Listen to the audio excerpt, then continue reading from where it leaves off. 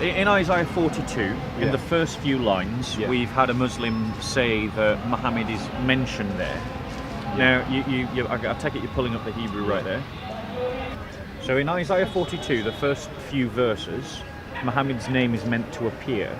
Now that you've got the Hebrew in front of you, can you see the name Muhammad? No, it doesn't. And what they so I'm going to pull up the Hebrew. Yeah, if we can see it in the camera. So, go on. I'll show you first and foremost for the camera. I'll show you what Muhammad looks like in Hebrew. Yeah. So the viewers can see for themselves. Here you go, guys. A lesson in Hebrew.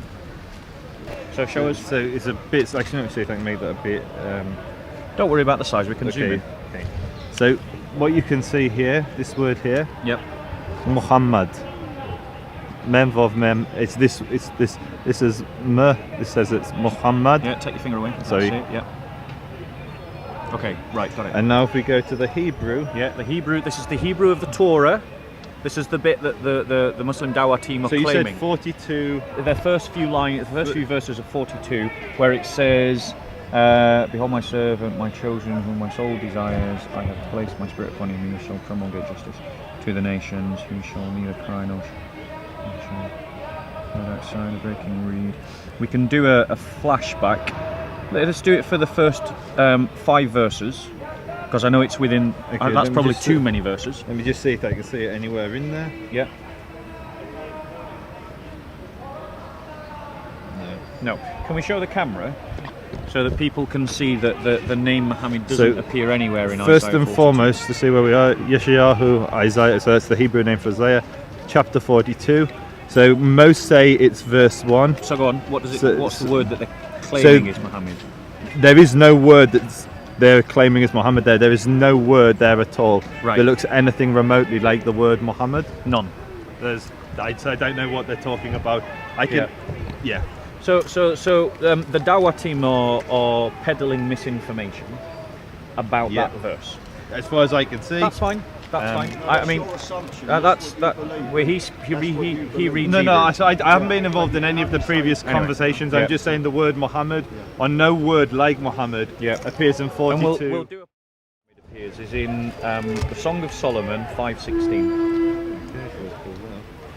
And let me just check something because I believe there is a word that is similar to that. Yeah. I've heard the discussion points. Also, each one of these has actually come up on a page which I recommend all the Muslims watching. I see what you mean. Yeah. I apologise. I thought we were far enough away that you could just talk quietly. So it was 5:16. So 5:16. So they again claim that Muhammad is there. So go on. So again, this is the word here. So one of the things you have to understand about the Arabic and the Hebrew languages are they are very closely related. Yeah. Someone who speaks Hebrew can understand a lot of words in Arabic. In the Quran, it says that someone who believes in the Day of Judgment, which it calls Yom Al-Din. In Hebrew, the same term is Yom Hadin. The only differentiation is Al versus Ha for the word the. Similarly, you have words like Tahara, pure like Sadaqah. These are all Hebrew words originally. It's a bit like English and German and English and Danish. There's a lot of words that I hear in Danish that I recognise in English, and I can also get a kind of gist in German. Well, I say a kind of gist. I hear words that I recognise and understand without actually studying the language because they are so similar to the English. And so, as an example, the name Abdullah means servant or slave, more accurately, slave of God. In Hebrew, Allah is one of the names of Hebrew, and Ebed is slaves. And so you have Ebed, depending whether you're Syrian or not, you'll pronounce that word slightly different. But you have the same language. So you have a name that exists in Arabic, which is very similar to Hebrew.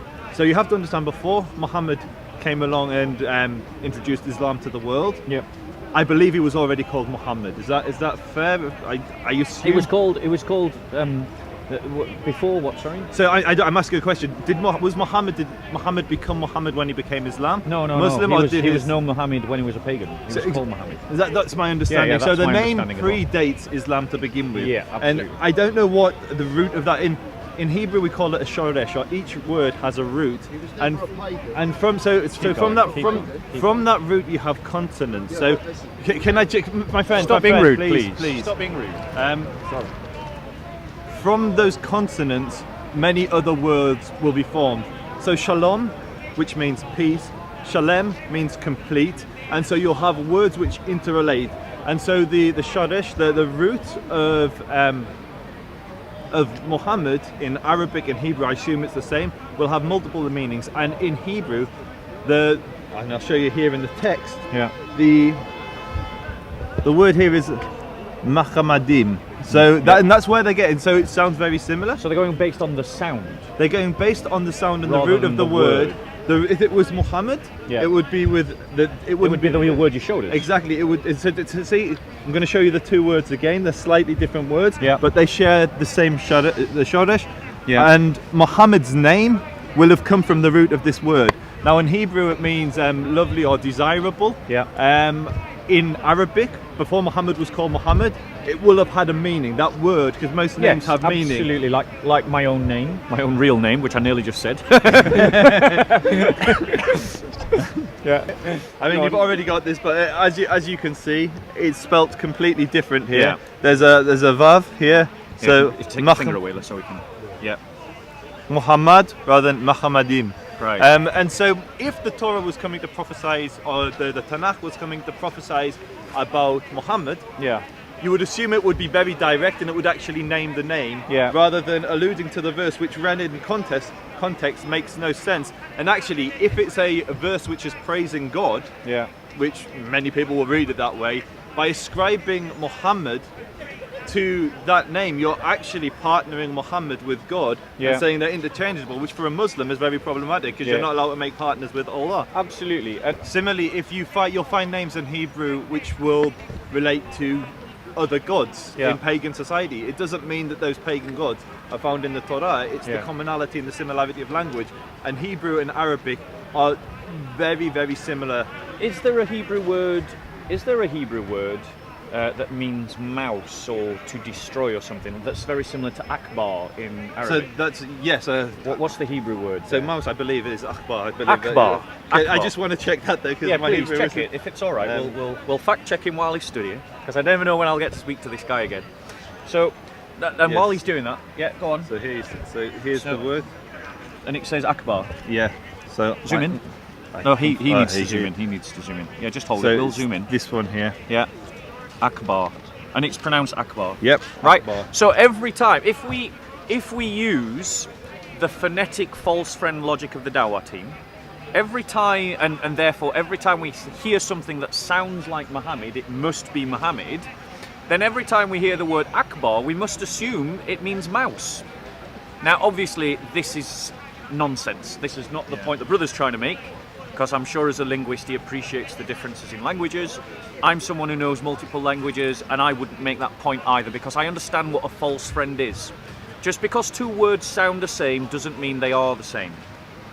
So in the same way that Muslims aren't crying out, Allah is a mouse, they aren't crying that, they're shouting that Allah is great. Yeah? In the same way, just because something sounds like Muhammad doesn't mean that it's Muhammad.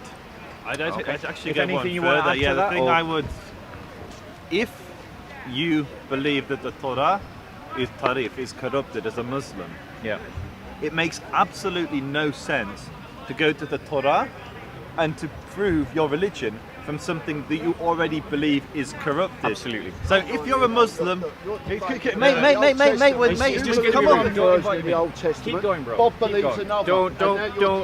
Don't invite him in. I'm going to go and talk to this heckler soon. He'll have his day in court. You continue. So my point is, if you're a Muslim and you believe the Torah hasn't been corrupted, then Mazel Tov.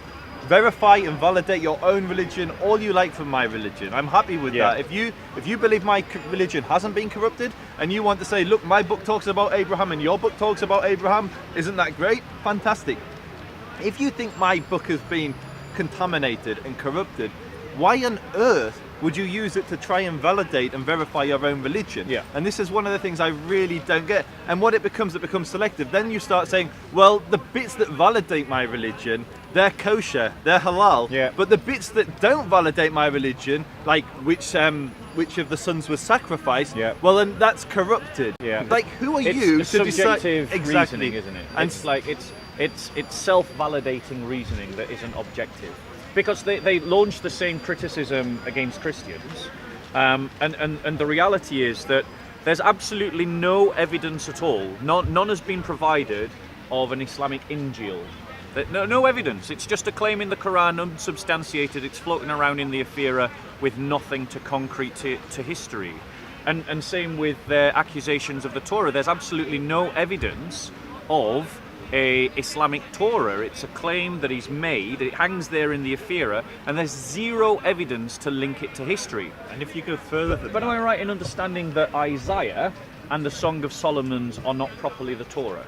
So yeah, you have basically the prophets and the 5 books of Moses. Right, yeah. So which one's the collectively, all of them are often referred to as Torah, but Yeah. technically, I have a question. One second. Why don't you ask him what he believes One second. about Jesus? 1 second. we can do that. But he probably knows my belief in He Jesus. even denies Jesus. This is Within technically logic, isn't the it, Torah for is the 5 books of Moses. Yeah. Anything that came later is collectively called the Tanakh, but it's the prophets and the writings. Right.